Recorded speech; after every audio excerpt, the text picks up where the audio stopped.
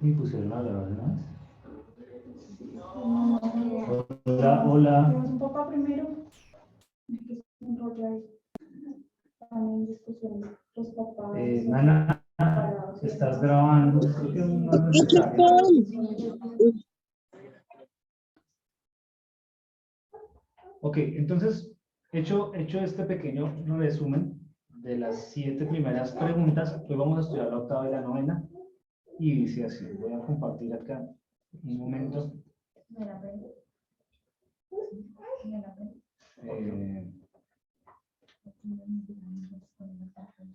Entonces, vamos a leer esta pregunta. La anterior fue, ¿qué son los decretos de Dios? Y hablamos de todo el preordenamiento que Dios hizo de todas las cosas de acuerdo a al beneplácito de su propia voluntad, con el objetivo de su propia gloria. ¿Sí? Entonces, ya estudiamos cómo Dios preordenó las cosas. Hoy vamos a estudiar la siguiente pregunta, que es ¿cómo ejecuta Dios esos decretos? O sea, eso que ha preordenado, que ha determinado, ¿cómo lo ejecuta? Entonces, la respuesta es, Dios ejecuta sus decretos en las obras de creación y de providencia. Y tenemos 3 textos. Dios ejecuta entonces esas cosas que ha preordenado en las obras de la creación y providencia. El primer texto es Apocalipsis 4:11, que nos da el catecismo. Apocalipsis 4:11. Y dice, Señor, digno eres de recibir la gloria, la honra y el poder, porque tú creaste todas las cosas y por tu voluntad existen y fueron creadas. Aquí también aplicaría perfectamente Romanos 11:36, perfectamente, en esta pregunta. Pero Apocalipsis 4:11, para ampliar el panorama bíblico, Señor, digno eres de recibir la gloria, la honra y el poder, porque tú creaste todas las cosas y por tu voluntad existen. O sea, todas las cosas fueron creadas por él y por su voluntad. Daniel 4:35. Oye, ¿y Daniel? Chelo, ¿dónde está Daniel? Haciendo campaña. Usted que habla con él 5 horas al día. Como nadie.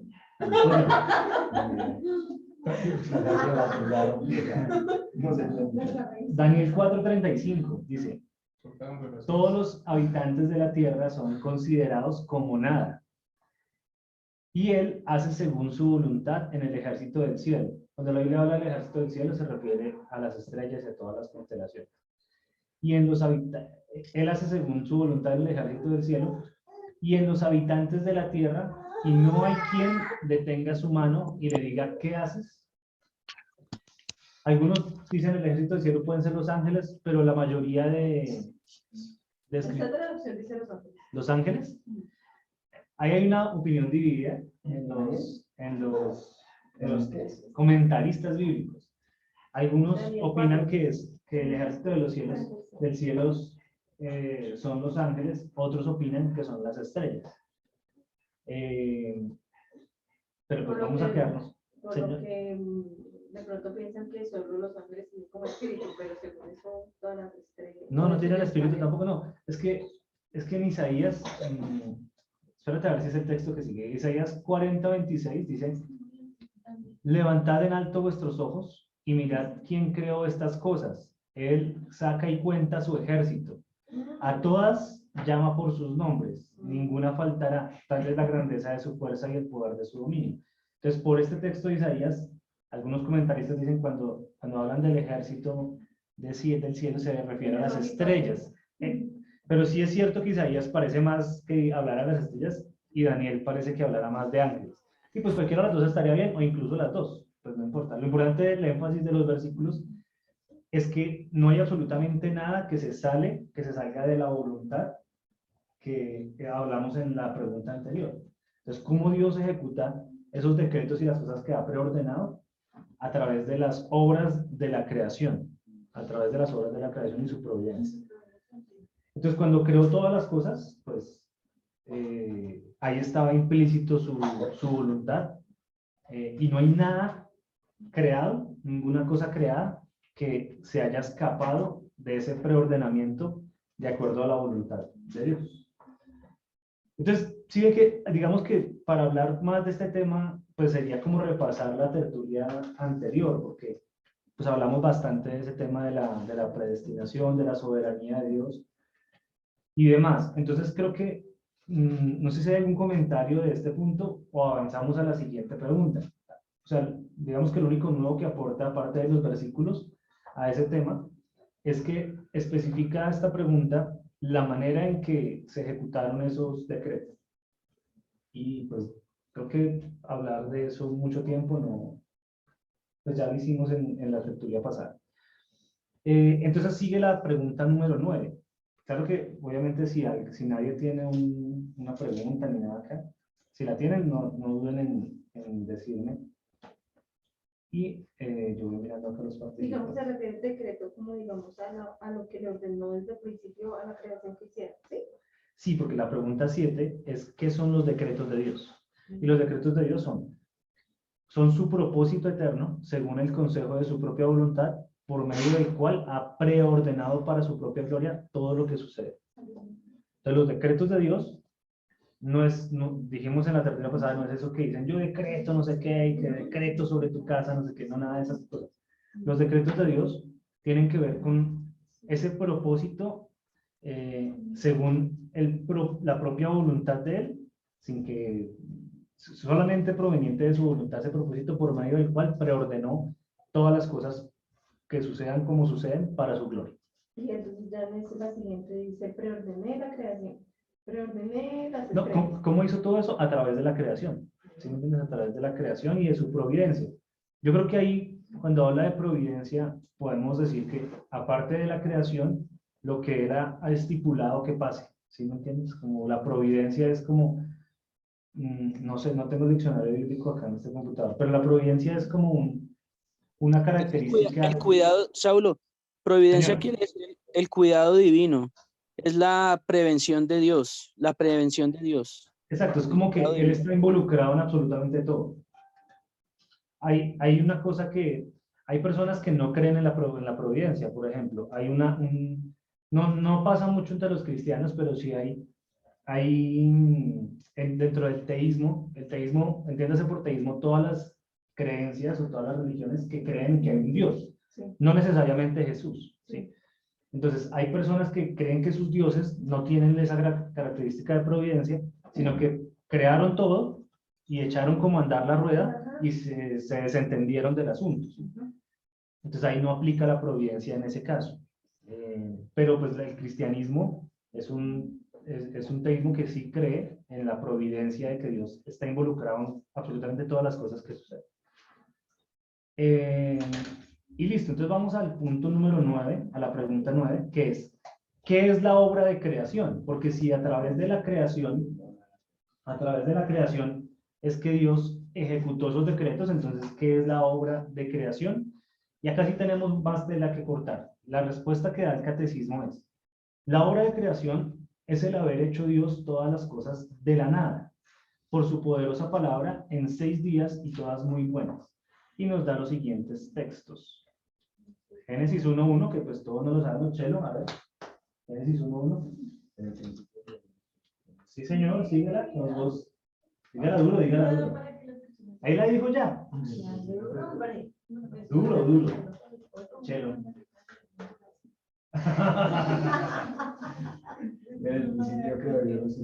Muy bien. Ya ahí dijo hasta el 2. ¿Y el 3 también se lo sabe? Entonces, Hebreos 11.3 dice Por la fe, acuérdense que Hebreos 11 es el capítulo de la Biblia que habla de, como todos los héroes de la fe. Ponen algunas Biblias ponen ese título, los héroes de la fe. Y Hebreos 11:3, antes de empezar a dar específicamente casos de hombres como Abraham, Noé, etcétera, dice, por la fe entendemos haber sido constituido el universo por la palabra de Dios. De modo que lo que se ve fue hecho de lo que no se veía. Entonces, cuando no había nada, imagínense que es la nada, ¿sí? La nada, nada, o sea, absolutamente nada, no existe nada. La nada. De la nada Dios creó todo, ¿sí? Entonces, Dios, por eso es importante recordar esa pregunta que decíamos, ¿qué era Dios? Dios es espíritu. Dios tiene, digamos, una inteligencia, es como una inteligencia, como una mente inteligente que no necesita materia, ¿sí? Por eso de la nada pudo crear algo, porque pues los pensamientos no tienen materia, ¿sí? De la nada creó cosas. Entonces, sin embargo, por esas cosas que creó, existe la física y la química, ¿no? Para darle explicación a cada claro, todo cosa lo que hizo. existe, toda la física y toda la química existe por lo que él determinó, siendo Dios, siendo espíritu, siendo eterno, hacer las cosas. O sea, es una cosa que... El ateísmo, por ejemplo, el ateísmo digamos, no acepta, gracias por la palabra, no acepta esta idea, porque dicen que los pensamientos, aunque si bien son cosas abstractas, están ligados a un órgano físico que es el cerebro. Porque ellos dicen, el pensamiento viene del cerebro. Entonces, digamos, ellos dicen, los seres humanos funcionamos así. Y les cuesta creer que algo diferente a los seres humanos, un creador, no tuviera un cerebro físico de donde pudiera pensar, ¿sí me entienden? Pero pues sabemos nosotros por la palabra que Dios no necesita un cerebro físico porque Él es espíritu, ¿sí? Es eterno y es espíritu. Entonces trasciende más allá del espacio, del tiempo, de la materia. Entonces, Hebreos 11:3 lo repito, por la fe entendemos haber sido constituido el universo por la palabra de Dios, de modo que lo que se ve fue hecho de lo que no se veía. También está el Salmo 33:9, dice, porque Él dijo y fue hecho. Él mandó y existió. De la nada. Él simplemente habló, como dice Génesis 1:3, ¿qué dice? Génesis 1:3 dice, dijo Dios, hágase la luz. Perfecto, muy bien. Entonces, esa biblioteca mental está ya escarbando en las escuelas dominicales de hace 35 años.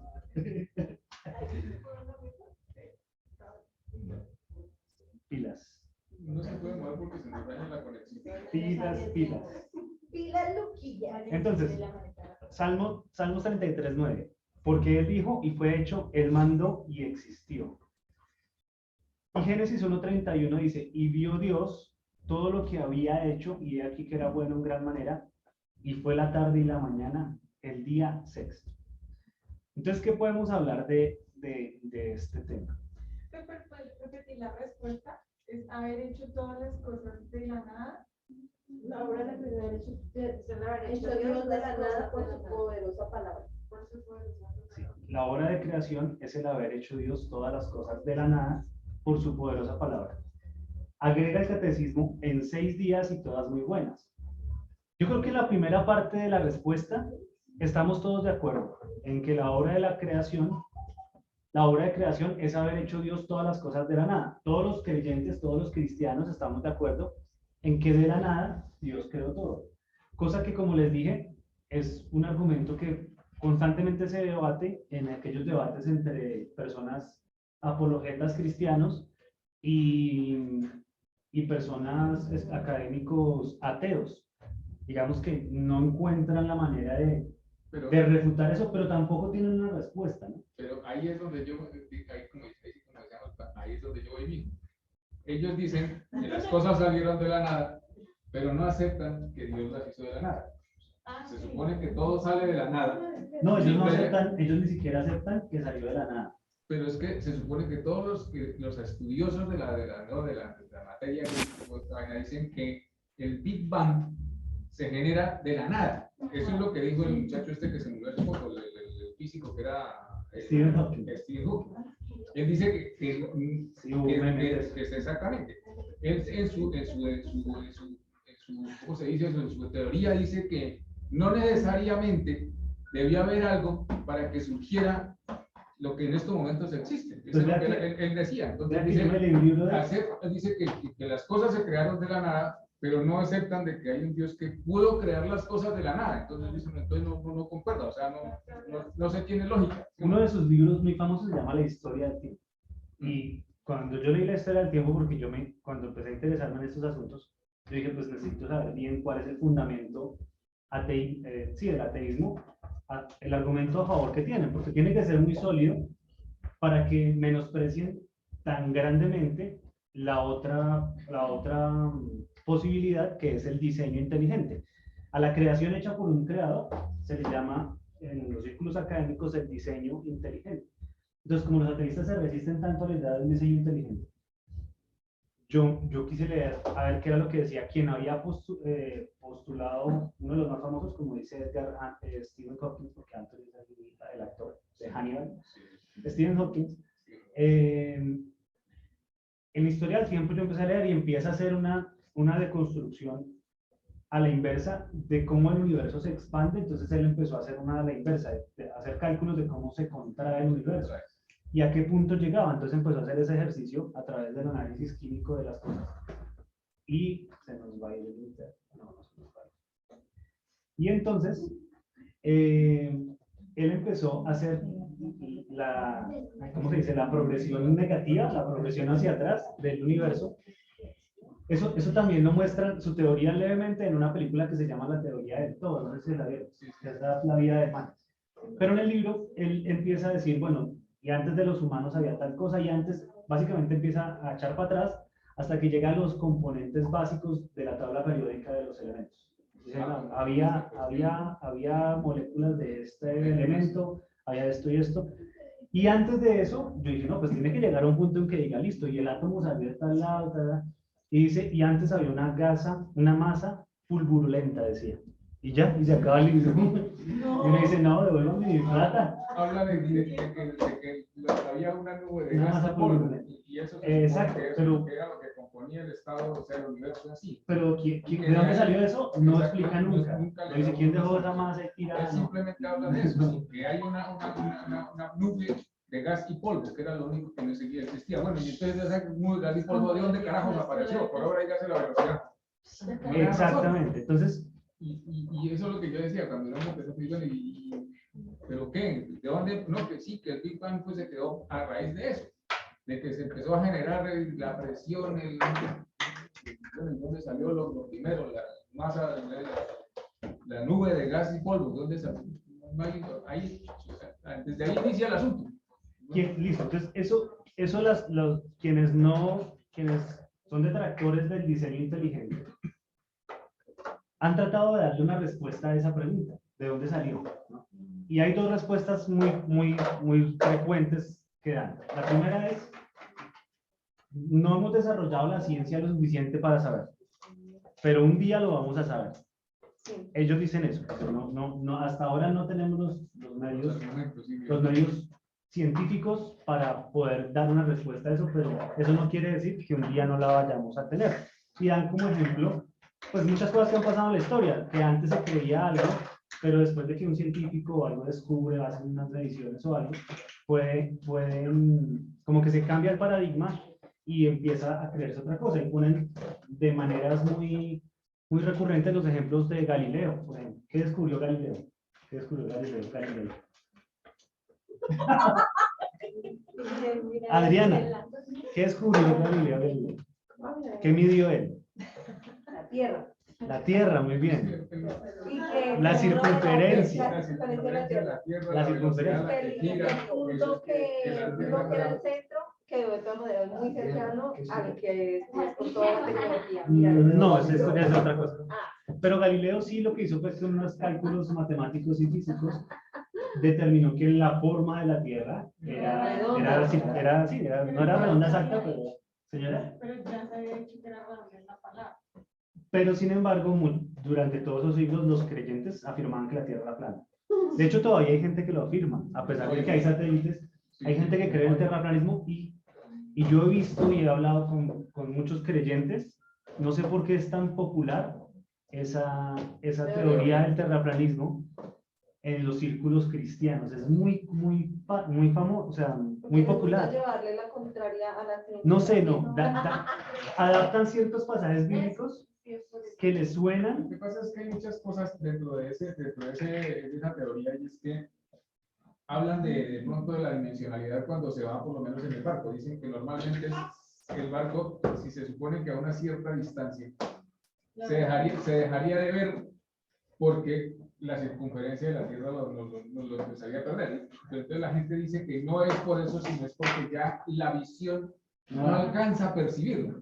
Más no por eso. Hace unos días escuchaba también una teoría en la que decían que no se entiende por qué hablan de que la Tierra es circular. Si cuando usted eleva un aparato a no sé cuántos kilómetros, dependiendo de la dimensión de la Tierra, se veía la caída de la Tierra, o sea, la circunferencia de la Tierra, pero que no se alcanza a ver. Entonces le dicen que lo que sí es que ya viendo una vaina que se llama la Estación Internacional, de allá para abajo miran y la ven que es redonda, entonces ¿cuál es el cuento? Entonces, es una teoría conspirativa. El Porque solo muchacho ese que mandó un globo, ¿no lo he visto? Sí, claro. El solo muchacho ese que mandó el globo ese con la cámara, ya es un boyacense por ahí por lado.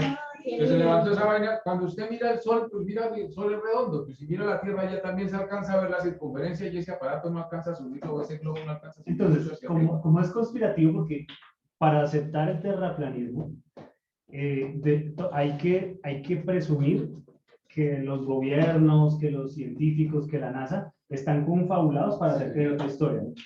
Pero como dice Edgar, hay una cámara de la NASA en tiempo real donde se ve la Tierra, por ejemplo. Está ahí en tiempo real. Los astronautas, o sea, tendrían que absolutamente todos los viajes espaciales, todos los astronautas estar confabulados para hacer creer al resto del mundo que no es así. Los terraplanistas, por ejemplo, hay un texto en Isaías que dice que Dios se sienta sobre el círculo de la Tierra. Entonces ahí uno dice, la Biblia ya insinuaba que la Tierra era circular, pero entonces los terraplanistas dicen que es un círculo plano como un portavasos. Ellos dicen que la Tierra plana es un círculo como un portavasos. Que lo que hace ver que emana, o sea, la Sí, misma exactamente. Y que las cámaras cuando las elevan, lo que pasa es que el lente, usan lentes de ojo de pescado como los videos de hardcore y que ¿sí se llama el ojo de pescado? Sí, muy bien. Y se ve entonces circular. Entonces tienen que pegar con babas esa teoría, pero hay quienes de verdad la sostienen. Y tal vez si alguno de ellos me escuchara hoy diría, este man no sabe de lo que está hablando. Pero yo prefiero creerle a la ciencia, yo prefiero creer a las mediciones y no pensar que hay una terrible conspiración en contra de todos. Entonces, dicen, por ejemplo, ¿quién ha ido hasta el borde de la Tierra? ¿Por qué no dejan que se vaya? Entonces, porque ellos aseguran que el centro de ese portavasos es un polo y el borde es otro polo. O sea, el polo norte y el polo sur. Son el borde y el centro. Entonces, cuando dicen eso, dicen, ¿por qué no dejan que alguien llegue hasta allá? Lo que pasa es que Y entonces, como que vieron mucho la película esta ¿cómo se llama? El Capitán Pirata, el Capitán. No la vi. Ya es Sparrow, Jack Sparrow. los confines de la Tierra. Entonces dicen, como no hay evidencias, como no hay evidencias de gente, si no hay evidencia de gente que llegue al borde, pues quién se va a meter allá al polo norte, todo el centro de la esfera arriba, con ese frío tan terrible. Además que sí deben haber uno que otro video para ese pingüino allá. Pero dicen que como no hay evidencia de eso, no, o que ellos mismos no lo han visto, o que no han visto así como los astronautas supuestamente sí han visto la Tierra desde el espacio, entonces no creen. Pero entonces no podría creer un montón de cosas. Yo nunca he visto un guepardo, pero yo sé que hay guepardo, ¿no? Pero yo podría inventar una teoría conspiranoica acerca de que los gobiernos se han inventado el animal que se llama guepardo y que es el más rápido de la Tierra, etcétera, etcétera, para, no sé, para tramarme de alguna manera.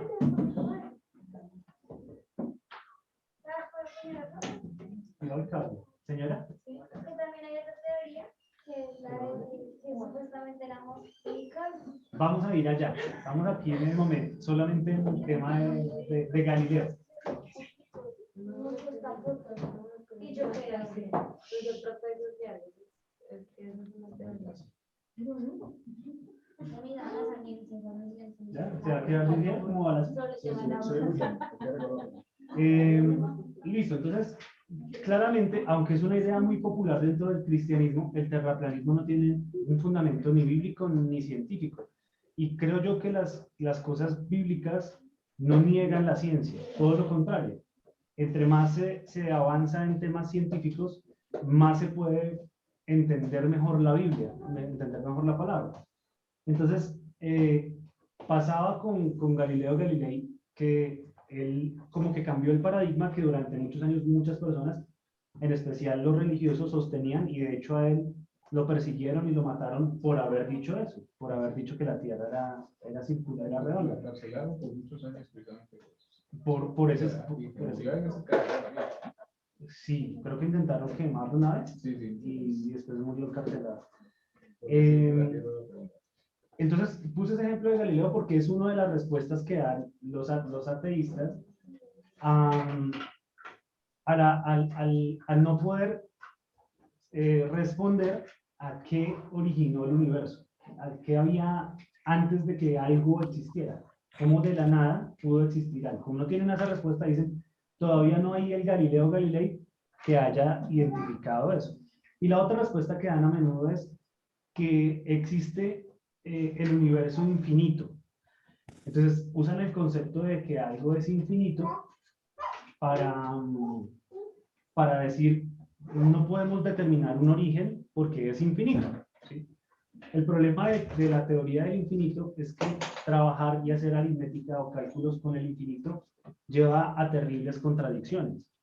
Por ejemplo, todos los números positivos es un conjunto infinito, ¿sí?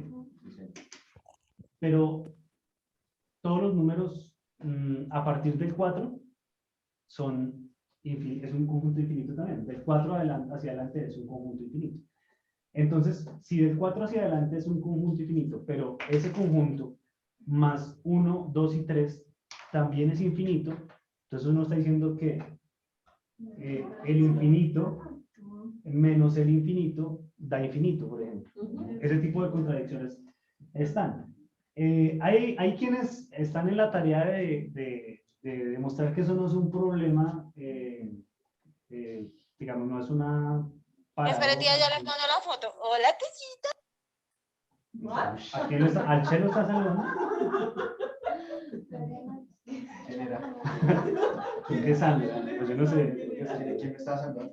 ¿Quién estaba saludando al Chelo? De parte de Sandra Orozco. Daniel. Cochita, ¿no se va a sentar? No, Richard. No, me quedo dormido. Entonces digamos que el tema del origen infinito del universo no tiene tampoco como un sustento lógico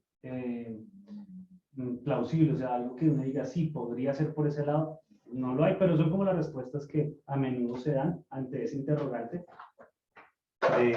de si no había un inteligente que ocasionó la primera cosa que existió. El catecismo menor, recuerden que no es una cosa teológica, o sea, es algo que está enfocado solamente en lo que dice la Biblia y no aborda este tipo de temas que en las tertulias hemos tratado sí de ampliar, ¿no? Porque si nos dejamos, o sea, si nos digamos solamente al estudio que hicieron estas personas en 1647, cuando crearon el catecismo, hicieron un estudio profundo de la escritura, pero en aquella época ignoraban un montón de cosas que precisamente la ciencia y el desarrollo de la ciencia ha hecho que hoy podamos entender de una manera más completa. Entonces ellos dicen después de decir que de la nada hizo Dios todas las cosas, los hizo de la nada, en eso estamos de acuerdo y por eso yo decía ahorita que todos los creyentes estamos de acuerdo en eso. Luego dice en 6 días y todas muy buenas. Ahí hay un desacuerdo ya no entre cristianos y ateos, sino entre cristianos y cristianos. Las personas que elaboraron el catecismo menor dicen y afirman que la creación se dio en un lapso de 6 días de 24 horas, que es lo que más se enseña usualmente en las iglesias. Porque hay otras posturas, hay al menos otras dos posturas. La postura, pues la principal, la tierra joven. ¿Por qué? Porque si uno cuenta los días de Génesis como días de 24 horas, desde los versículos que dijo el Chelo hasta hoy, eso da más o menos 6.000 años. Si uno cuenta, yo hice la tablita una vez, que ya está desparchado, haga la tabla, de las edades desde Adán, porque todo el Génesis narra, y Adán tuvo a tal hijo, y era Adán de 950 años cuando murió, pues no dice 950 años, dice, era de tal edad cuando engendró a fulano. Y ese fulano ese hijo tenía tantos años cuando el papá murió. Entonces tuvo que empezar a hacer sumas ahorita, y Adán vivió 950 años. El que sigue y así, entonces empieza uno a hacer las cuentas, y desde Adán hasta Abraham hay más o menos 2.000 años. Ahí ronda los 2.000. Cuando uno lee Mateo y empieza desde Abraham hasta Jesús, hay más o menos otros 2.000, si uno hace las cuentas ahí de toda la genealogía que Mateo da.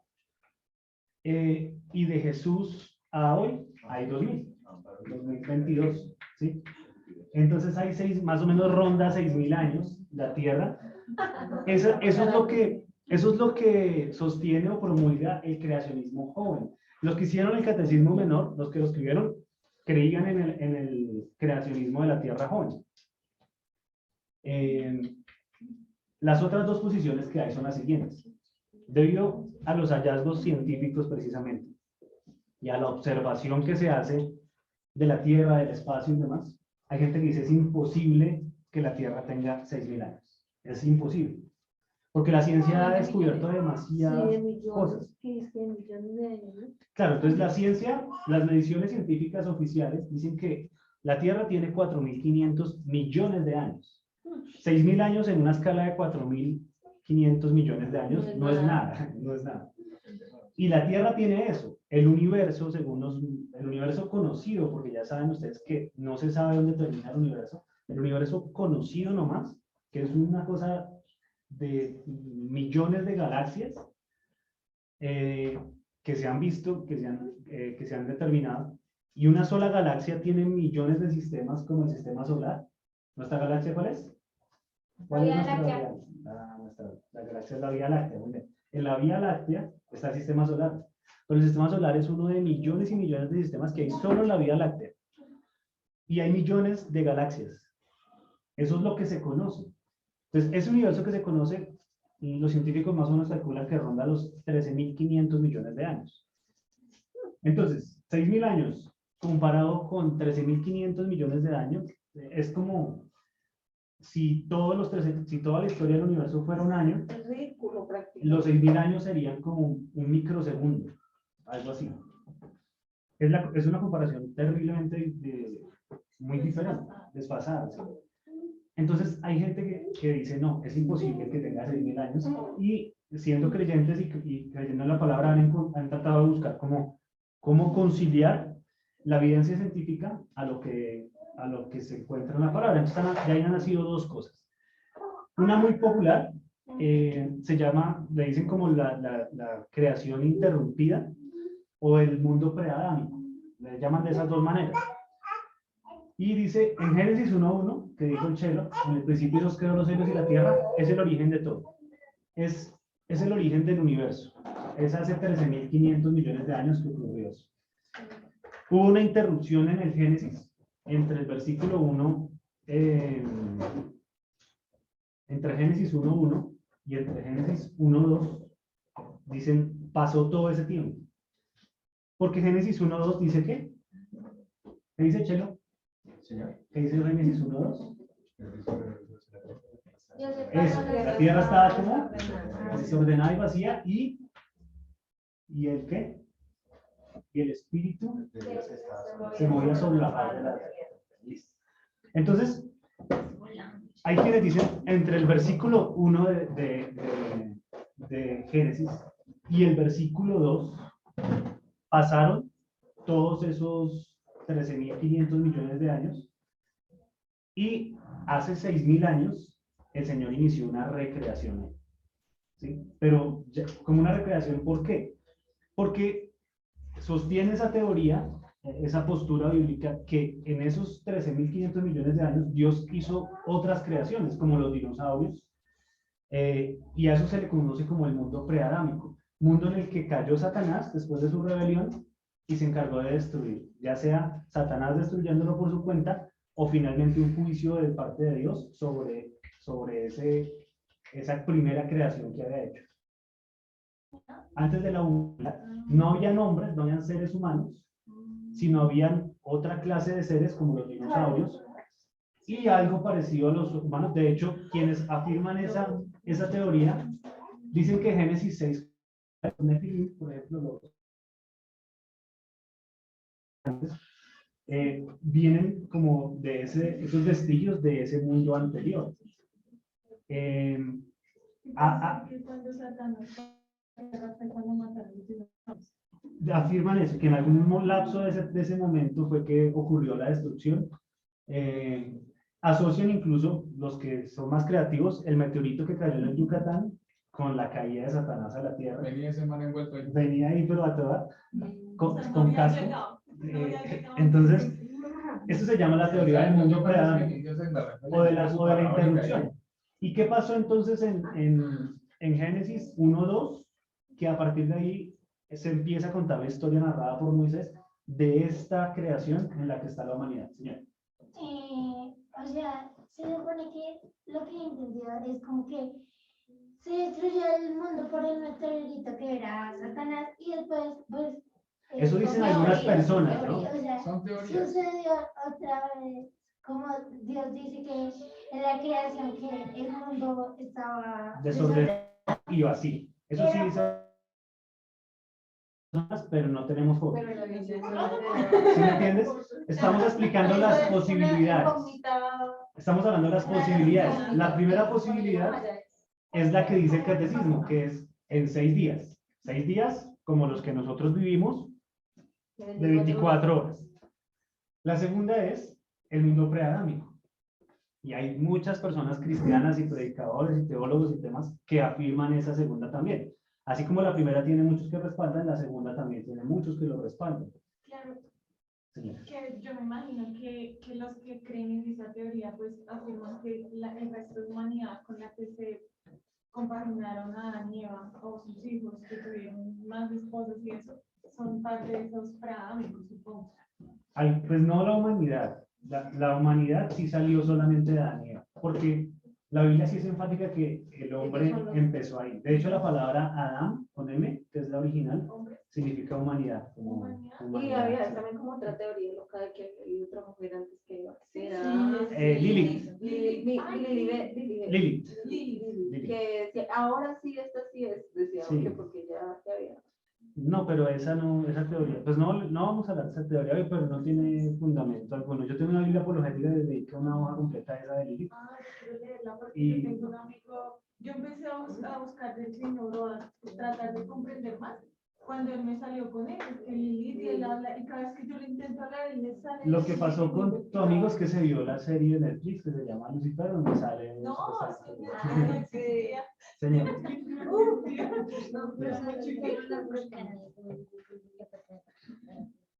Entonces, lo de Lilith no tiene fundamento bíblico, alguno no tiene fundamento bíblico. Aunque Bien. lo citan un versículo en la Biblia, un Sí. salmo. Sí, o sea, pero luego te paso la hoja. No me sé de memoria lo que decía esa hoja, pero yo sé que ya lo leí, sé que está descartado. La Biblia se llama Biblia apologética y tiene esa versión apologética, digamos, en cada texto de la Biblia, que tiene como una connotación, una teoría así y demás. Entonces ahí dice, esa teoría es falsa por esto y esto, o se ha comprobado tal y tal cosa y demás, y tiene los aportes ahí de muchos apologetas. Listo. Entonces la segunda teoría más o menos eso es lo que dice. Hay variaciones entre ellas. Hay quienes dicen que preservaron los nefilim gigantes y que siguieron. Otros dicen no, se destruyó absolutamente todo y solo quedaba el Espíritu Santo sobre la faz de la tierra. Y ahí Dios empezó una creación. Los nefilim son los gigantes. Los gigantes. Pero los gigantes no fueron después. Fueron en Génesis 6, los nombran por primera vez. Cuando, lo que pasa es que Génesis 6 es complejo porque dice que en aquellos días empiezan a narrar el diluvio. y dice que en aquellos días había gigantes en la tierra. Entonces, ahí hay una confusión, no una confusión, hay una división de opiniones de Génesis 6, en la que algunos dicen, esos gigantes eran producto de la unión de ángeles con mujeres, de ángeles caídos con mujeres, y de ahí, porque dice que los ángeles se juntaron con las mujeres, y de ahí nacieron los hombres poderosos de la antigüedad. Pero el versículo puede interpretarse que esos gigantes eran parte de esos hijos, pero también puede entenderse como que independientemente de esos hijos que salieron de esa fusión, ya habían gigantes. Y si no eran los hijos de Adán, ¿quiénes eran? Entonces, esos, digamos, ahí también hay otra tela por cortar, pero la segunda teoría mantiene una creación preadámica, y que lo que tenemos en Génesis es como una recreación, ¿sí? Como una recreación de 6 días en las que crearon las cosas como las tenemos. Algo más metafórico, pues. No, algo real. O sea, que esos 6 días sí ocurrieron, pero que antes de los 6 días pasaron los 13.500 millones de años y los 4.500 de la Tierra y todo eso, ¿sí? Esa es la segunda, ¿sí? Y ahí en esos 13.000 los dinosaurios, y incluso hay rastros arqueológicos. Alguna vez leí un libro que no es de un cristiano ni nada, sino un arqueólogo, que tenía teorías acerca de las pirámides de Egipto, por ejemplo, y cómo hay pirámides en todo el mundo, y cómo eso data de hace mucho más de 6.000 años. Entonces dicen, por ejemplo, la base de la esfinge, la que tiene, es como un león con la cara de un faraón. La de David Murcia, ¿de dónde? Era un perro. Era un perro. O sea, la cara. Le cambiaron la cara a un faraón. ¿Qué dice el señor Grisales?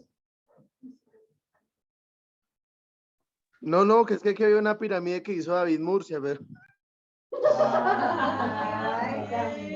Pues como que todo el mundo decía que había pirámides, pues acá también, la de David Murcia.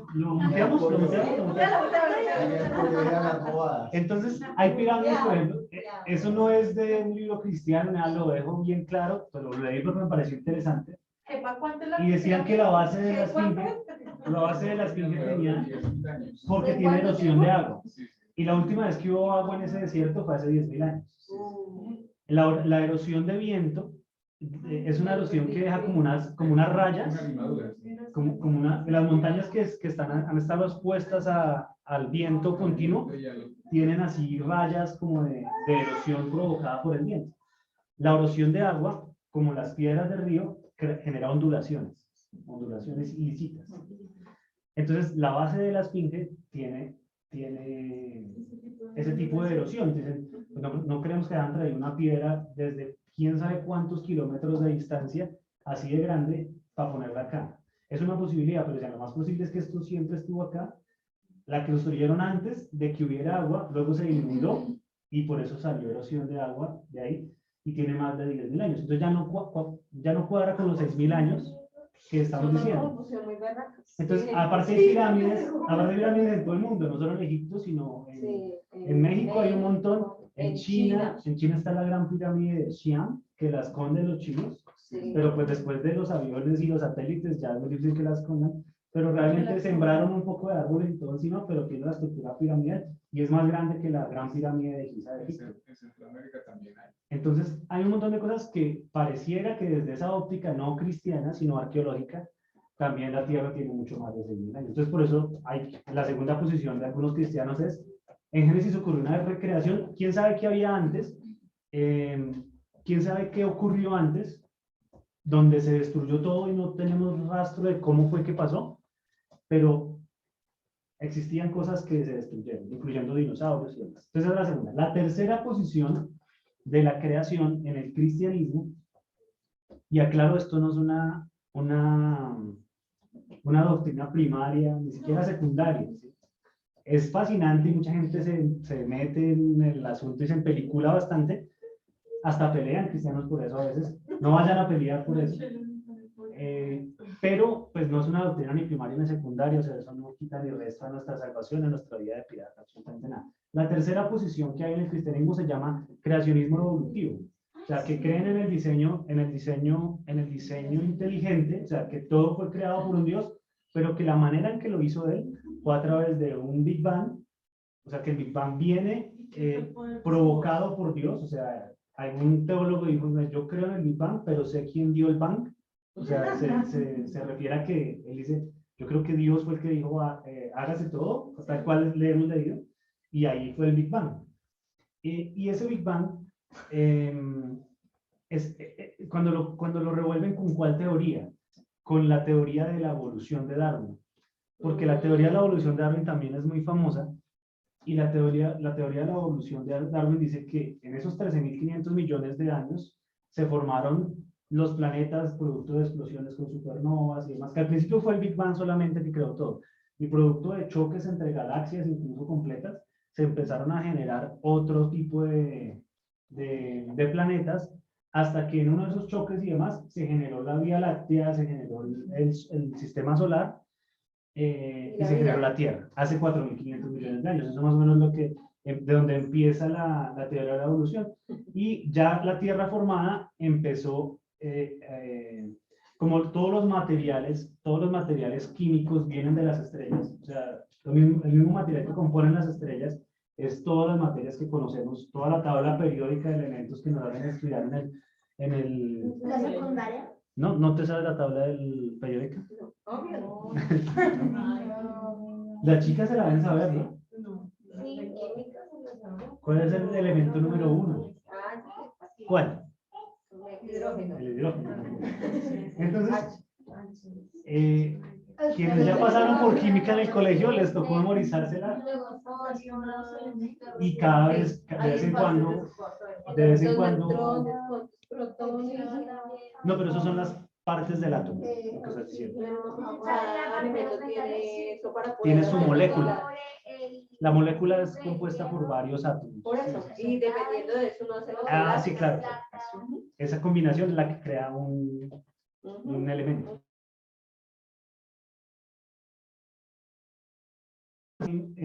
La sigue desarrollando a nivel de solo la Tierra. Entonces, en la Tierra, no sé qué cosa, y se empezó a poner,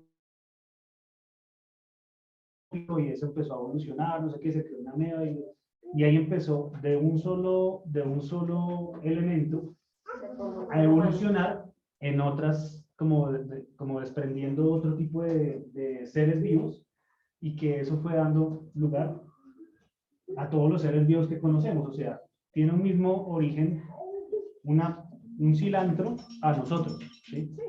Y entonces la línea evolutiva que lleva hacia el hombre se va por la línea de los animales, del reino animal, porque hay reino animal y reino vegetal. Entonces, en el reino animal fue de donde salió el hombre, y dentro del reino animal, dentro de unos desprendimientos que hubo, que crearon a los monos. Y después de los monos salió el nombre de neandertal, luego el nombre de cromañón, y luego el ser humano. El problema es el Homo sapiens. El Homo sapiens, sí. Entonces, es parte de una evolución, la teoría de Darwin. Ahora, ¿cuál es el problema con la teoría? Ya vamos a decirlo. Primero voy a terminar de decir cuál es la cristiana, y luego hablamos de la teoría de Darwin. ¿Qué pasó? No, estamos escuchando. Ya. Entonces, los creyentes que dicen, bueno, yo creo en la teoría de la evolución, empezó y lo dejó andando de tal manera que se creara todo como está creado en este momento. Y esa es la creación, y entonces ven el Génesis como algo metafórico. Lo ven como un libro no histórico, sino como un libro, una combinación de mito y de historia. Entonces dice Moisés, lo dijo de una manera alegórica, de una manera ficticia, para explicar todo ese proceso evolutivo en la creación de Génesis 1. A nivel de postura cristiana es complejo por varias razones. La metáfora tendría que ser muy, muy metáfora, porque los días de la creación no corresponden como a las edades geológicas y a los desarrollos evolutivos que plantea Darwin. O sea, no corresponde que el principio fue el Mioceno, por ejemplo, y luego no sé qué cosas, con los días no están en el mismo orden esas edades geológicas a los días de la evolución, de la creación que está en Génesis 1. Génesis 1, por ejemplo, dice que primero se crearon las plantas y luego se creó el sol. el tercer día de las plantas, el cuarto el sol, creo que es. Entonces, pero hay una gran incógnita ahí también, porque desde el primer día ahí se pasó el día y la noche y fue un día. ¿Sí? Es una cosa que siempre ha sido loca, pero Dios creó la luz, no necesariamente el sol. Creó la luz de primeras. Entonces dice, hubo luz y hubo noche y ya fue un día. Eso es todo un enredo ahí de cosas, pero básicamente la tercera postura cristiana es el creacionismo evolutivo. Es decir, creen en la evolución y creen que esa evolución se narra de manera metafórica en Génesis y que no hay que empatar el orden, porque el orden no cuadra, definitivamente no cuadra el orden. El orden de cómo se desarrolló la evolución, como dice la Biblia, a como postula Darwin. ¿Sí? No tiene el mismo orden, como para hacer ese match. Entonces, como no tiene el mismo orden, dicen, pues es muy, muy metafórico y tratan de decir un día en un periodo de tiempo tal. ¿En qué se basan? En que la palabra día de Génesis 1 es la palabra yom, hebrea. Y la palabra yom tiene como 5 significados y uno de esos puede ser día de 24 horas. Puede ser un día cualquiera del tiempo, o sea, tal día yo me encontré a la chef. Y también puede ser un periodo indeterminado de tiempo. Yom también se puede decir para en los años 1600, cuando el tirano mandó. Entonces dicen Yom, hablando del siglo XVI. Entonces, ya. Yo me imagino que también sustentan con segunda de Pedro. 1000 años son 1000 años. Sí, seguramente. No, mira que no la usan casi. No porque, por el contexto de ese pasaje, ahí está hablando no de millones de años, primero que todo. Y segundo, habla más del momento que va a volver Cristo. Entonces, no, tratan de no usarlo para que no sea usado en contra de ellos también. Se pega más a la palabra hebrea yom, que significa día, o un periodo largo de días. Y pues obviamente tratando de, aceptan como científico la teoría de Darwin. Ahora hablemos de la teoría de Darwin, porque los creacionistas jóvenes, por ejemplo, creen cero en teoría de Darwin. Porque llevamos 6000 años desde el puro inicio hasta ahorita, incluyendo dinosaurios y lo que sea que se encuentre, tiene que estar dentro de 6000 años. Tendría que estar mal la medida de como la forma en que se hace el conteo del tiempo. Del tiempo actualmente. Entonces, no, como digamos, como miden de los años de los dinosaurios. Tendría que estar errados en eso. Las pruebas de carbono 14 y demás, que es como lo que mide la antigüedad de algo. Exacto, tendría que estar errado eso. Y efectivamente sí hay pruebas erradas de eso. Hay. Lo que pasa es que, como no es infalible las pruebas de carbono 14, entonces ahí crea la duda grandísima de decir, no, pero ¿qué tal que estén midiendo todo mal? Claro, puede pasar. Entonces dicen eso. Es que ahí en esa vaina, los científicos de todas maneras, como yo siempre he dicho, todo lo que ellos plantean es una teoría. O sea, al 100% no hay nada probado. No, pero sí hay cosas probadas. Lo que se plantea no es una teoría, sino una hipótesis. Por eso. El método científico dice, las niñas le van a ayudar. Saori no te da lo dice. Sí. Método científico. Sí, pero es que Una hipótesis se comprueba a través de mediciones y repeticiones de un experimento para poder comprobar o generar una antítesis. Sí, pero por lo menos en estas cuestiones, o sea, a pesar de que se habla de teorías y se dice que es probado, de todas maneras, todo lo que se maneja en esas circunstancias no es al 100% seguro. O sea, es una teoría que de pronto se maquina, se acomoda y se organiza y se da una probabilidad, mas no es algo que al 100% en el caso de la de Darwin, probar. en el caso de la de Darwin funciona así como está diciendo. Pero hay teorías que están más que comprobadas. Por ejemplo, la teoría de la gravedad, de la física mecánica de la gravedad. Si usted suelta un objeto, así como acaba de caerse de ella, y ella cayó con una aceleración de 9,8 metros sobre segundos cuadrados, porque eso está medido. Y está 100% comprobado que un objeto cae a 9,8 metros sobre segundos cuadrados. Entonces hay cosas que sí se pueden comprobar, otras que son teorías que no se comprueban. Amén, amén. José Luis tiene la palabra. Cuéntenos, José.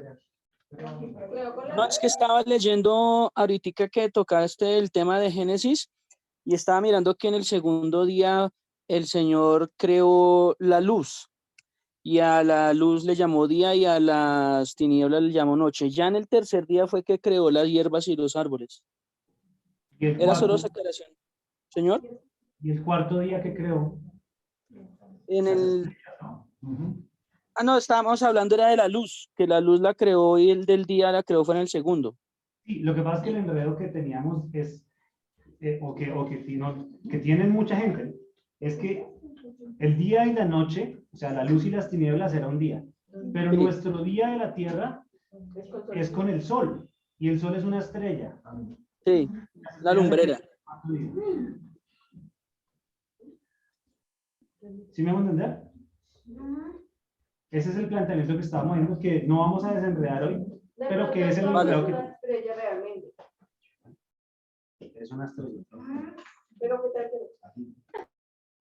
Sonia es no es anticreacionista, sino ¿cómo se dicen los que estudian el espacio?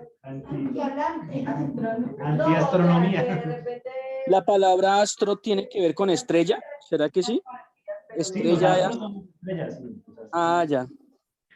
Mira que la película de Dios no está muerto. Sí, yo me la vi las tres en Semana Santa. Aparece para santificarse. para santificarse. Aparece cuando el chico está, creo que es en la primera, cuando el chico le está exponiendo al profesor que Luego del Tito Carolina. ¿Murió el tinto? cuando el chico le expone al Dale profesor tú, que Nacha, la claro. creación, ¿Y qué dice? aparece un reloj y en el reloj se muestra que sí, como que los días no eran de 24 horas y aparece ahí como un mico, un sapín y un humano. Sí. Como si se creyera en la Gracias. En la evolución, en la creacionismo evolutivo.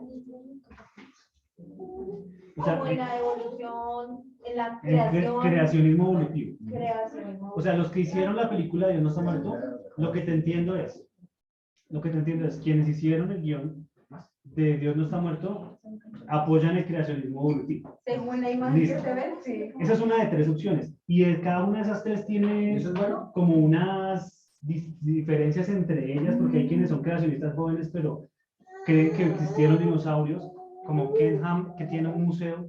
O sea, que el creacionista joven no debería apoyar el... No, hay creacionistas jóvenes que dicen sí hubo dinosaurios en estos 6.000 años, y otros dicen no hubo dinosaurios y los fósiles son una falla, ¿sí? Entonces, o sea, en cada una de esas Los tres, fósiles de pronto se sacaron de humanos. en cada una de esas tres cosas, y todos tienen posturas muy interesantes, no es una cosa que solamente se inventan y ya. Cada una de las tres posiciones tiene sus subdivisiones dentro de ellas. El creacionismo joven, por ejemplo, hay quienes dicen, como Ken Ham, que es un señor que creó en Estados Unidos una cosa que se llama el Museo de la Creación, donde estaba construyendo una arca y estaba como mirando la manera de explicar el creacionismo joven. Y él asegura que en el arca de Noé habían dinosaurios. Él lo asegura. Él dice que hubo un debate hace como unos 6 años o 7 años, Bueno, chiquitos, ¿por qué? un debate que era ese man contra Ken Ham contra un man que se llama Bill Knight, que es el director de una revista que se llama The Science Guy, totalmente ateo, director de una revista de ciencia. Y se enfrentaron en un debate que eso lo transmitieron por internet, lo vieron millones de personas en el mundo. ¿Qué tipo de lo embarró? Y el tipo lo tuvo en el barro. Yo he contado esa historia porque el tipo al final sacó la Biblia en un debate científico. Y pues se le rieron, básicamente. ¿Por qué? Porque al ateo le dijeron que haría que cambiara de opinión y dijo, pues la evidencia. Y el otro dijo, yo nunca cambiaría de opinión. Y sí se vio muy cristiano, muy bonito y todo, pero pues, pero argumentativamente uno no puede decir, yo nunca voy a cambiar de opinión porque creo que la Biblia es verdad, aunque lo sabemos. Aún en un debate académico no se puede argumentar eso. Entonces, él dice, por ejemplo, que hay dinosaurios. Otros dicen, no los hay. Otros dicen, sí lo sabían, pero en el diluvio murieron todos. Y no se salvaron del diluvio. Cosa que... La prueba científica dice que no murieron ahogados, sino... Hay un montón. Entonces, en esa tercera, que es la creación evolutiva, igual, hay un montón de teorías. Hay un montón de teorías. ¿Qué está en contra del creacionismo evolutivo? El hecho de que antes de Adán, incluso de las otras dos que dije, de la tierra vieja, por decirlo de alguna manera, en las dos que incluyen tierra vieja, esas dos, uno de los problemas hermenéuticos que hay, digamos que hay unos problemas científicos y otros hermenéuticos, ya hago la diferencia. Uno de los problemas hermenéuticos que hay es el hecho de que existiera la muerte antes de Adán, por lo que la Biblia dice que a través de Adán fue que inició la muerte. Entonces, si había antes animales, se morían, si había plantas, se morían. Entonces, eso es todo un tema hermenéutico. Ahora sí hago la diferencia. El problema hermenéutico es qué tanto la Biblia respalda esa teoría, ¿sí? esa conclusión, esa hipótesis. Y el problema científico es qué tanto la ciencia, la observación y lo que tenemos observable hoy lo respalda. En el caso de creacionismo joven, la Biblia respalda mucho el creacionismo joven hermenéuticamente hablando. Porque la Biblia no hace aclaraciones, no tiene días distintos a 24 horas en los escritos de Moisés, por ejemplo. O sea, es muy coherente lo de los 24 días a nivel 24 horas a nivel bíblico, es muy coherente lo de la muerte, es muy coherente todo a nivel hermenéutico, pero a nivel científico presenta muchos huecos esa teoría. ¿Por qué? Porque, por ejemplo, en ese debate que les digo, uno de los argumentos que tenía Bill Nye era: miremos el Gran Cañón. En el Gran Cañón se pueden ver todas las eras geológicas que hay, porque una capa de tierra se ha formado encima de otra en millones y millones de años. Uno no deja de limpiar una casa y al año ya está cubierta de tierra, sino que han habido eras geológicas completas que en 6.000 años no habrían alcanzado a darse. Y eso, por poner un ejemplo, pone otro: ¿cuánto demoraría en trasladarse un canguro de Australia a donde partió el arca en los montes Ararat? Bueno, en los montes Ararat reposó el arca, que eso queda más o menos en Turquía, pero de dónde, y más o menos de ahí yo creo que fue que también partió el arca, de ahí cerquita, de la Mesopotamia o algo así. ¿Cuánto dura un canguro en irse de allá allá y cuántos vestigios fósiles hay de canguros entre Australia y Turquía? Y no hay los siempre han estado en Australia, ¿sí me entienden? Y el que tienen en Cali que se trajo para los cuatro. Entonces, el tema presenta muchos conflictos a nivel científico. La luz, por ejemplo, la luz no mi suegra, sino la luz esta vez.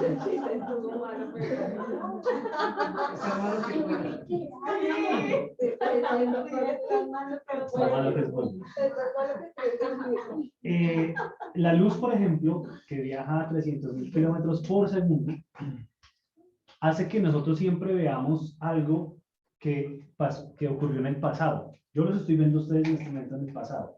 ¿Cómo ocurre eso? Lo que pasa es que es tan rápida la luz porque la manera en que el ojo ve es a través de la luz. Entonces, hay la luz que hay entre la chela y yo es lo que me permite ver. Pero lo que se demora la luz viajando de allá a acá, Ya es pasado. de hecho, viajando de aquí a allá y de allá a acá, es pasado. como Un una pasado infinitesimal. Es un pasado infinitesimal, imperceptible para nosotros, pero es un pasado, ¿sí me entiendes? Entonces, cuando la luz se pone a viajar a largas distancias, ahí sí ya es más evidente esa demora en ir y volver. Entonces, sí se han dado cuenta que en el espacio todo está medido en años luz. Un año luz es una medida no de tiempo, sino de longitud, como el metro o el kilómetro. Un año luz es la distancia en que demora una partícula de luz recorriendo 300.000 kilómetros por segundo durante un año. Esa longitud que recorre, que son billones y billones de kilómetros, por eso lo resumieron en años luz, para no poner ahí una cifra toda exagerada. Entonces, un año luz es eso, y cuando vemos que un objeto en el espacio está a un año luz, significa que la luz tardó un año en ir allá y volver. De hecho, no se sabe, uno dice 300.000 kilómetros por segundo, porque es la medición. Estos días yo sigo un canal de física de un man que se llama Veritasium, que es muy famoso, un físico muy famoso. Y él explicaba estos días en su canal cómo nadie ha podido medir la luz. La luz, decimos 300.000 kilómetros por segundo porque alguien un día midió 600.000 kilómetros por segundo en ir y volver. Entonces dijo, pues la mitad del tramo son 300.000 kilómetros por segundo, 300.000 kilómetros por segundo. El problema es que ese señor que hizo ese cálculo lo hizo con un cronómetro en un punto de origen y esperó que fuera y volviera. pero si el cronómetro se pusiera también al final, daría diferente. Es apenas lógico, pero él no se dio cuenta de eso. O si se pusiera en la mitad.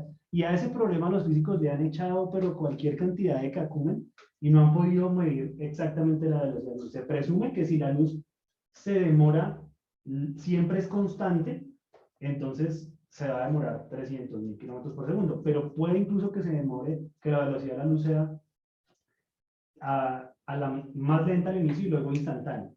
No sabemos, o sea, esas propiedades físicas de la luz no las conocemos bien. Entonces, ¿por qué, ya te doy la palabra?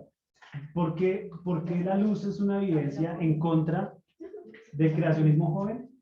Porque si yo estoy viendo con un telescopio Hubble un planeta que está a 1.000.000 de años luz, significa que tardó ese telescopio, la luz, en ir 1.000.000 de años hacia allá y volver para yo poder ver esa imagen. O sea que lo que estoy viendo ocurrió hace 1.000.000 de años. Entonces, y ya eso es mucho más de 6.000, porque como el universo va en expansión, etcétera, etcétera, ya eso va. La prueba científica, aunque la prueba, perdón, la prueba científica es una prueba muy contundente en contra del creacionismo joven.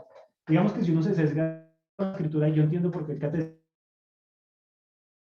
no científico, dicen 6 días, porque si uno analiza solo la Biblia, sí parece que es 6 días y no hay razón como para creer más probable las otras teorías.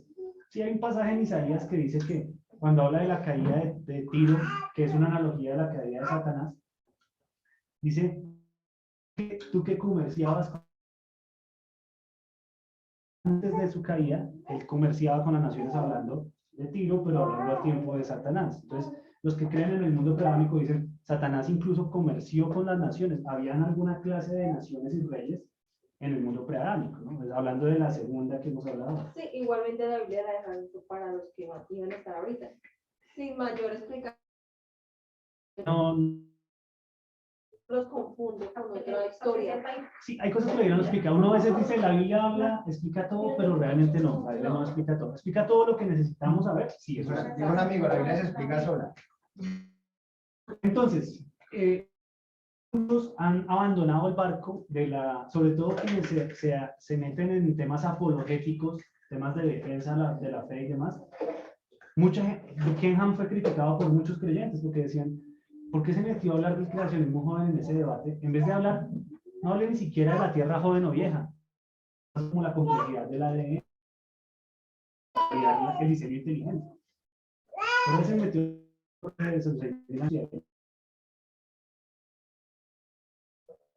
aunque sigue habiendo gente respetada, la mayoría de personas reformadas, como son tan ceñidos a catecismo, dicen, son de manera así la luz está ya, que no, así el gran cañón diga. Pero es que pienso ahí, perdón. Y también. Entonces les voy a dar el argumento que usan ellos. Hay muchas cosas que jamás tendrán explicación. O sea, de las cosas científicas que nosotros hoy día tenemos, que los científicos han buscado la forma de darle una respuesta a lo que se ve, a lo que se percibe, a lo que existe. Hay cosas que jamás tendrán una explicación. O sea, pero así lo quieran explicar. O sea, uno dice, hay cosas que la teoría de la evolución se dice que los organismos vivos provienen de una sola molécula que se creó en el mar. Pone uno a analizar y dice, bueno, si nosotros todo lo que hoy andamos hoy día vemos que estas personitas y nosotros cuando crecen necesitan de elementos para generar vida, ¿de dónde carajos de un momento a otro la famosa evolución dijo, no, yo me creo solito porque se supone que la molécula... Por eso, ahí es donde, sí, la cigüeña, pero es que la cigüeña de todas maneras también necesitó que le ayuden para traerlo. Entonces, ahí es donde yo digo, hay cosas que no tienen ninguna justificación, así los científicos nos... Porque vuelvo a lo repito, o sea, que una molécula yo quiero ser vida, seguramente. El agua también de pronto dijo, yo quiero ser agua, no sé.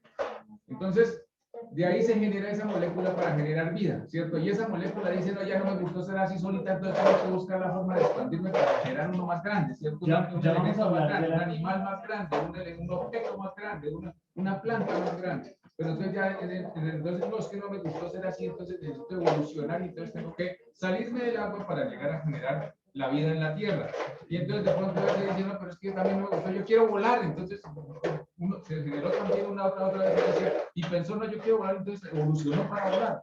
Entonces uno dice, no hay lógica, una cosa de esas que, o sea, para la mente humana no va a tener una explicación simplemente lógica. Hubo alguien que dijo que eso se pudo ser así, pero no hay una explicación verdaderamente lógica, porque si lo que nosotros hoy día conocemos, ya con todas las teorías y todas las cosas que hay, y vemos que la evolución es desde que el hombre más o menos tiene uso de razón, necesita dos para generar la vida, entonces de donde acá, hace un poco, de años, se generó sola por sí, porque quiso, o no es así. Si ustedes lo analizan, es así, o sea, esa molécula dijo, no, yo quiero salirme del agua, quiero tener pies, quiero pensar. No, para una evolución de esas que no tiene una lógica, no hay la explicación. Entonces yo por eso digo, habrá muchas cosas de lo que hoy en día vemos, percibimos y vivimos, que nunca habrá una explicación.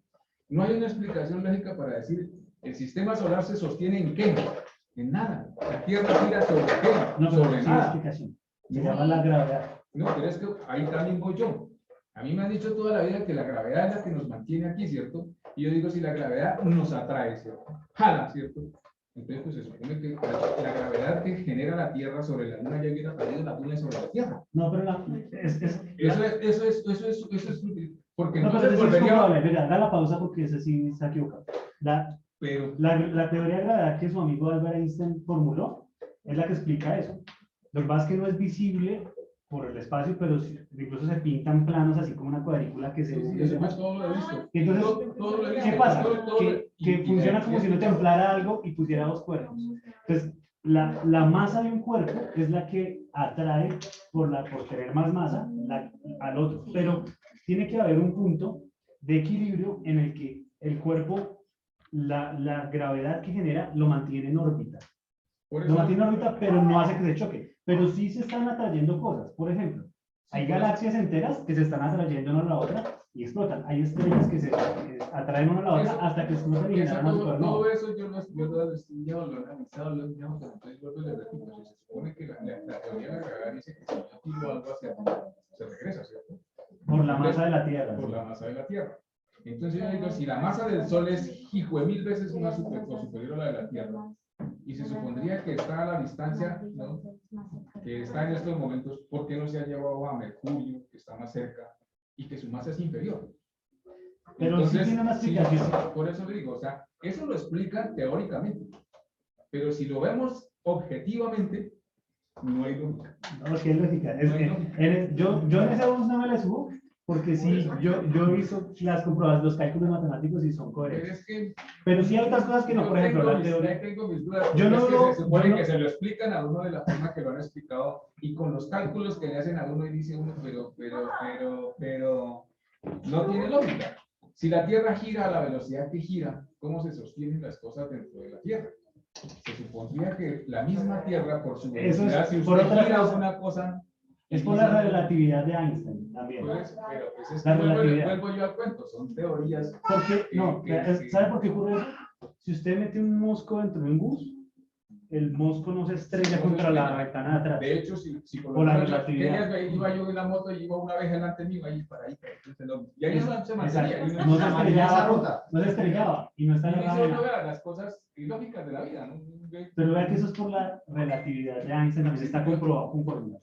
Yo todo eso digo, todo eso a uno le No, pero no. se lo No meten puede a cometer el leer. error. Aquí también puede cometer el error de simplemente porque alguno encaja en una posición que uno tenga, de meditar lo que sí puede ser real y comprobable.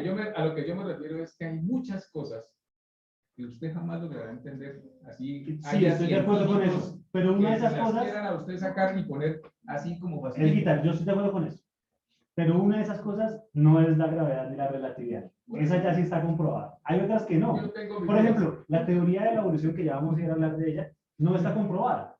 La evolución no está comprobada. Ya vamos a ir a hablar de ella. Solo que antes de eso quería hablar, ya se nos olvidó que sí, es verdad. No, no, El de impulso. dos cosas, señor. ¿Quiere participar? Que sabe que se habla. No, no está participando. No tiene la mano levantada. Ay, me va a desconectar la mano. Las dos cosas que iba a decir. Ya.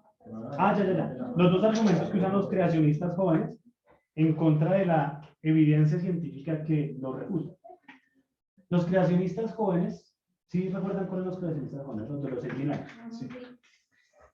Ellos dicen, listo, todas sus mediciones de que la Tierra tiene capas geológicas, de que la luz no sé qué tal, obedecen y dan dos respuestas posibles. Si somos capaces de creer que Adán no nació bebé, sino que Dios lo creó ya grande, porque nadie se imagina a Adán como Lucas. La gente se lo imagina de 30 años, ¿no? Dice, ya, Dios creó a Adán de 30 años, por ejemplo, o de 90, o de 100, yo no sé, pero lo creó grande para procrear con Eva y los creó grandes. Si se pueden imaginar a Adán así, ¿por qué les cuesta tanto imaginarse una cosa que se llama el aspecto viejo de la Tierra? Porque del universo. Entonces dicen, si podemos imaginar a Adán siendo ya adulto en el primer día de la creación, el primer día nomás, ¿por qué no podemos pensar que Dios creó un universo que ya parecía viejo? Parecía de 13.500 millones de años. Entonces, ese es el primer argumento que los creacionistas jóvenes dan en contra en contra de los argumentos científicos que contradicen los 6.000 años, que son muy poquitos. ¿Sí? Entonces, en esa teoría dicen, Dios creó, pero creó hasta las pirámides, ¿sí? Porque es que las creó incluso cosas que parecen de más de 6.000 años, así, tendría que incluir hasta las pirámides, o sea, de verdad.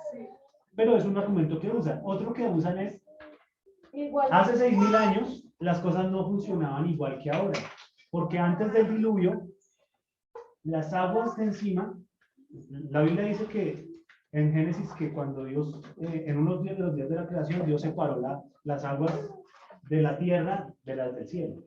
Separó las aguas. ¿Y la separación de aguas cuál fue? Una parte del agua quedó en la tierra y otra parte del agua quedó en el estado gaseoso del agua. No, las nubes no. Como una burbuja alrededor de la tierra. Lo que evitaba, por ejemplo, que los rayos del sol llegaran tan fuerte a la tierra que sí, como una atmósfera reforzada a manera de un efecto invernadero, como un plástico ahí. ¿Sí?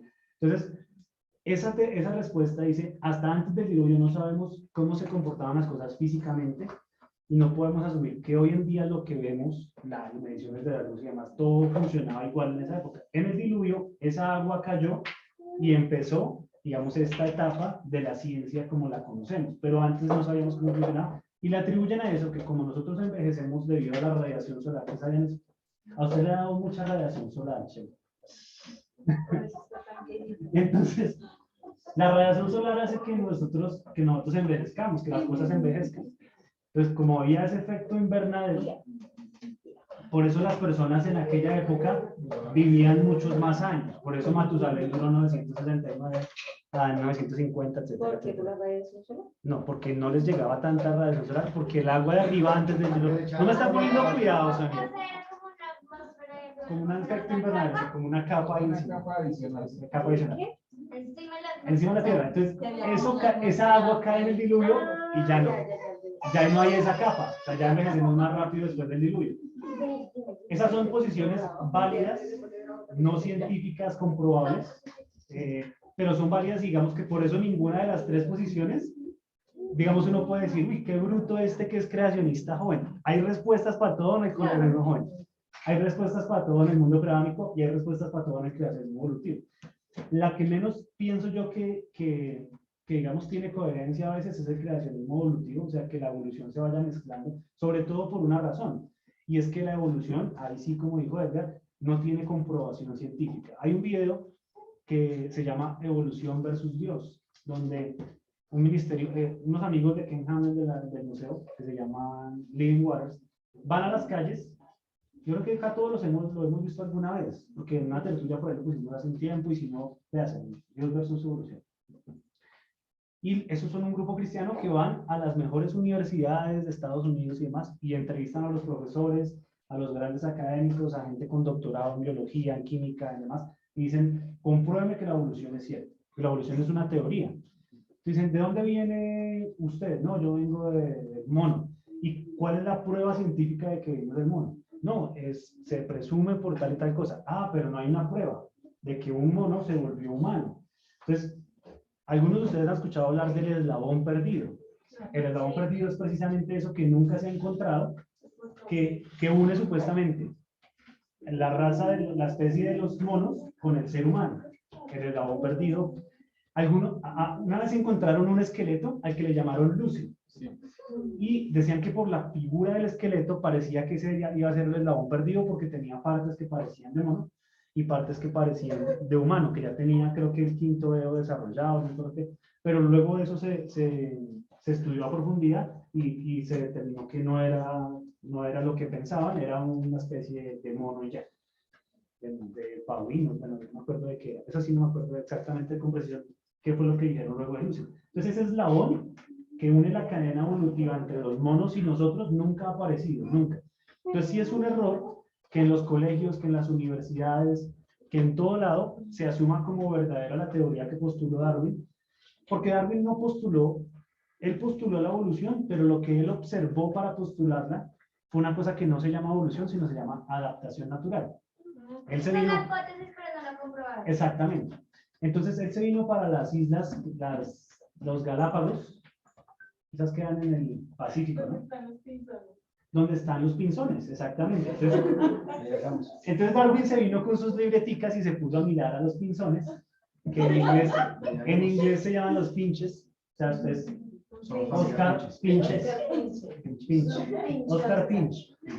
Entonces, los pinzones eran unos pajaritos y él observó que con el paso del tiempo ellos cambiaban la manera, la forma del pico. Él vio los pajaritos, los fósiles anteriores y vio cómo ahora tenían el pico diferente. Entonces él dijo, oh, las cosas cambian. Pero realmente lo que él vio fue adaptación. La adaptación consiste en que una especie no cambia a otra especie, sino que se adapta a su entorno natural y cambian cosas incluso anatómicas o de comportamiento. Eso se llama adaptación. Entonces seguramente por la dureza de las rocas, de los árboles, de los que picoteaban ellos, las frutas que picoteaban, sus picos tuvieron que cambiar. Nosotros cambiamos mucho, por ejemplo. El dedo gordo de nosotros cada vez es más largo, porque usamos más el ser humano ha empezado a agrandar el dedo gordo, porque se usan muchos controles. Entonces, esto en siglos de tiempo, seguramente ese dedo va a ser igual a los otros. Y supuestamente Entonces, en los monos el dedo gordo sea la manera más larga, ya por el tema de que supuestamente caminábamos. El dedo del Sí. brazo es igual que la nula, ¿sí? que el índice. Entonces, las especies van adaptándose, pero eso no es evolución de una especie a otra. O sea, nunca ha habido una prueba científica de que un gato se vuelva un perro, o que una mariposa se vuelva una ballena, o lo que sea. Eso no existe. Y le preguntan en ese video que les digo a todos los grandes PhD, doctores de esas universidades, y ninguno es capaz de dar una respuesta inteligente a esa pregunta. Que se demuestren. Y todos teorizan.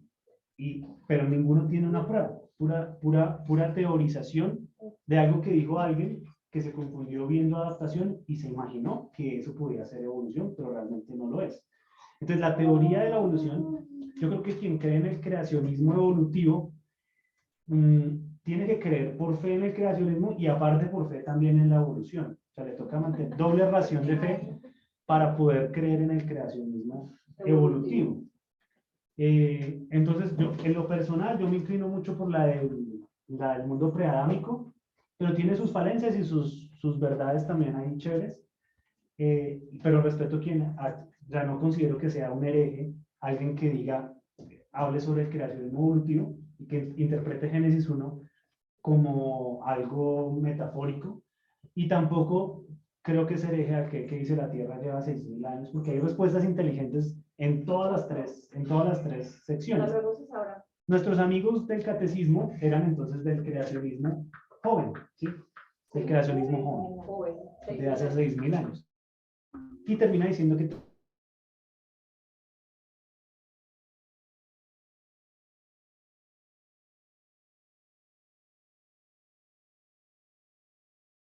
Dios y por eso no se hizo. Por eso dan las cuentas 6.000 años desde la narración bíblica hasta hoy, asumiendo que todos los días han sido de 24 horas. Sí. El segundo es el mundo preadámico. Hay un montón de gente que cree en el mundo preadámico y la tierra antigua. El famoso de estos lados es Alducín, por ejemplo, él cree en el mundo preadámico. Y de los evolutivos, por ejemplo, Lane Craig, que hemos puesto video. En una tertulia puse el teorema del mal, ¿se acuerdan? El teorema de Epicuro. Entonces, él por ejemplo, cree en el creacionismo evolutivo.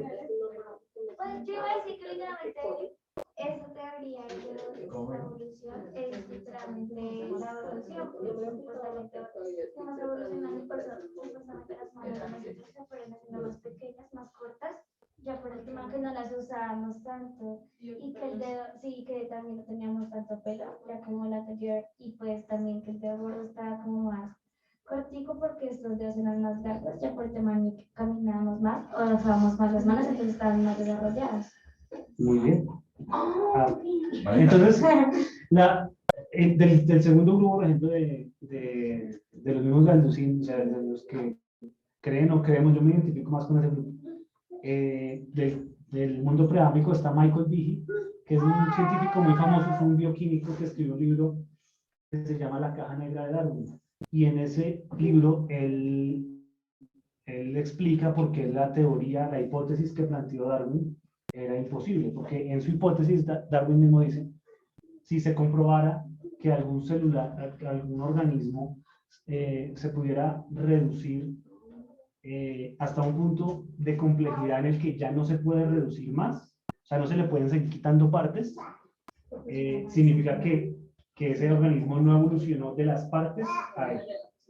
Entonces, eso tumbaría mi hipótesis. Dijo el mismo Darwin. Y Michael Behe escribió un libro donde él, siendo bioquímico, identificó unas partes de la célula que se llaman los flagelos celulares y funcionan como un motor.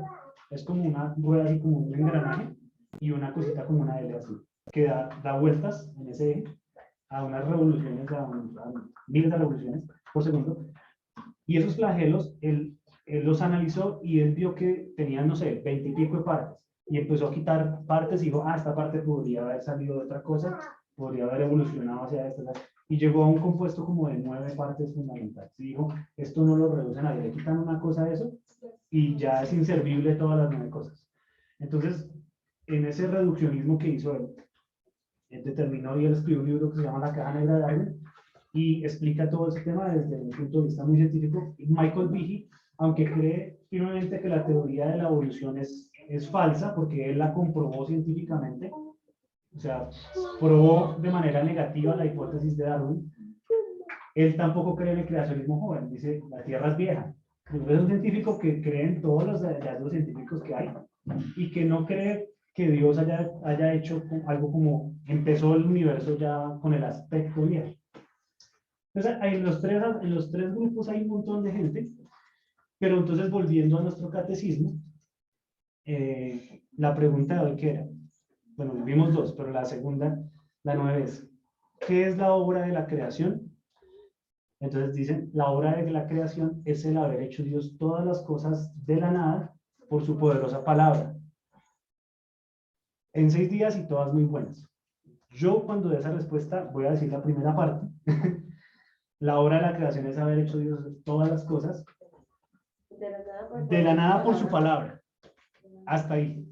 Porque decir que es en 6 días o que digamos que abre un debate muy grande. Entonces yo no, es la primera cosa, digamos, de este catecismo que yo digo, no estoy de acuerdo con el catecismo en ese aspecto, porque hay otras posibilidades. Entonces, la obra de la creación es que Dios hizo todas las cosas de la nada, lo creemos por su palabra. Y a partir de ahí hay varias posibilidades. Puede ser la tierra joven, puede ser el mundo preádámico o el creacionismo evolutivo. ¿Listo? Entonces, ¿alguna duda? Todo bien, perfecto. ¿El profesor quedó bien? Preguntas los del streaming. Bueno, dijo potente. Los del streaming.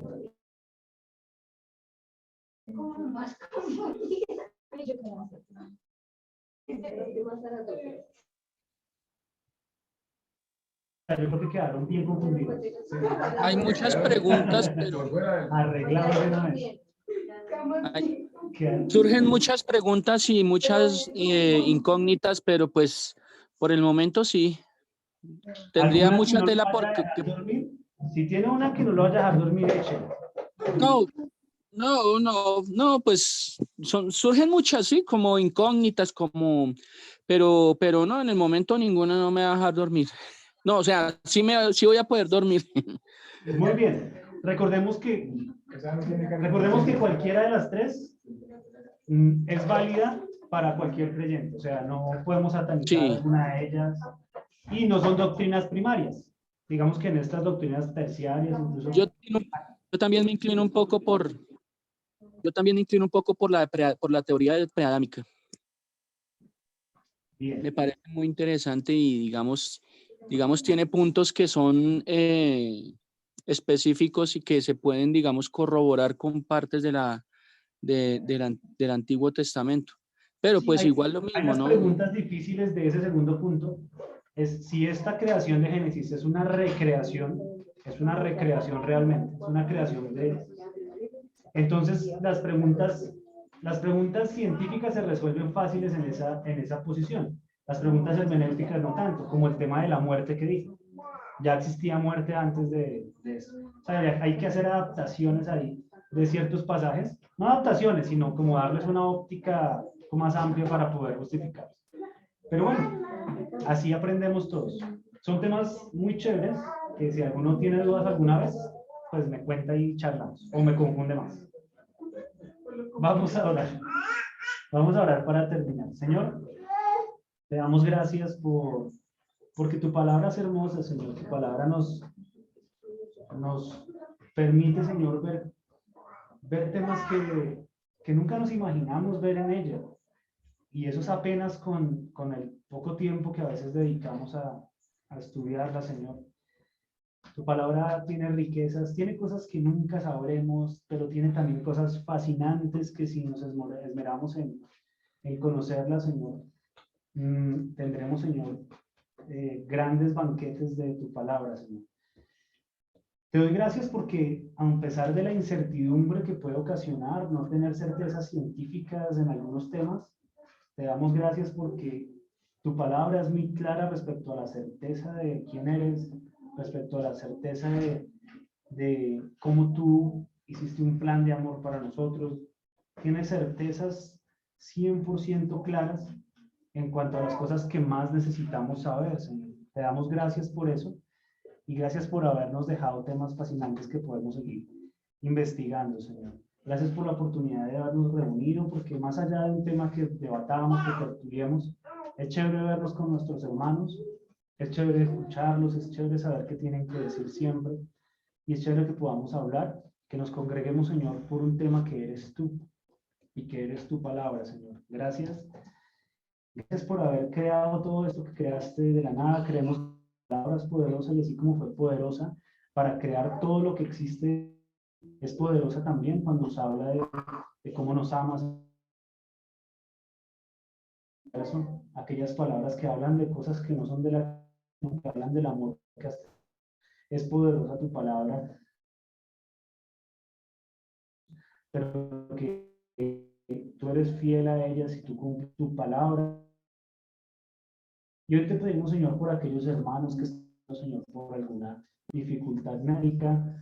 Tu palabra dice, Señor, en Santiago, que si algunos cristianos de la iglesia y si es la voluntad de Dios, será sanada. Hoy oramos por Yolanda, oramos por hijos de Esne, por las personas que han venido pasando necesidades físicas, Señor, padeciendo necesidades físicas, por Jessica, oramos por Luz Marina, por todas las personas que son nuestros hermanos y que sabemos que están batallando contra estas ocasiones que ninguno de nosotros quisiera vivir. Y te pedimos por todos ellos y por los que se nos estén escapando, Señor, por Alejito, por todos ellos que pedimos que tú te glorifiques y que nos permitas ver por tu absoluta gracia y soberanía y por tu providencia, que nos permitas ver sanidad en nuestros hermanos, Señor. Y oramos especialmente por ellos y te damos toda la gloria a ti. sea lo que sea que tú decidas, Señor, que debe ocurrir, Señor. Toda la gloria es para ti. Gracias por esta linda noche. Gracias por la casa y por la familia de Edgar, Señor, que nos recibió. Y permítenos, Señor, vernos en los próximos días en las demás reuniones. Amén y amén. Amén.